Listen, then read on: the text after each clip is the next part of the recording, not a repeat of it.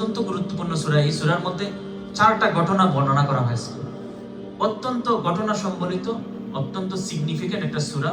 এবং এই সূরা কাহাফটা আমরা পবিত্র জুমাবারে পড়ে থাকি, অনেকেই পড়ে থাকি। এবং হাদিসের মধ্যে আসছে, যেই ব্যক্তি সূরা কাহাফটা জুমাবারে তিলাওয়াত করবে, পরবর্তী জুমাবারের মধ্যকার সময়ে আল্লাহ রাব্বুল আলামিন তাকে বিপদ আপদ থেকে হেফাজত করবে। আরেকটা হাদিসের মধ্যে আসছে যে দাজ্জালের ফিতনা থেকে সে রেহাই পাবে। আরেকটা হাদিসের মধ্যে আসছে, যে ব্যক্তি সূরা কাহাফটা পড়বে, সে দেখা জুম্মাবারে যে সূরা কাহাফটা পড়বে, মৃত্যু যন্ত্রণা তাকে কষ্ট দিবে। তাইলে সূরা কাহাফ যেটা আমরা এখনো তিলাওয়াত করি না, আমরা চেষ্টা করব জুম্মাবারে এটা একটু তিলাওয়াত করা যায়। জুম্মাবারের মেইন কয়েকটা কাজের মধ্যে একটা হচ্ছে গোসল করা, ভালো কাপড় চোপড় পরা, এবং আরেকটা কাজ জুম্মাবারের এটা হচ্ছে বেশি বেশি দুরূদ পড়া।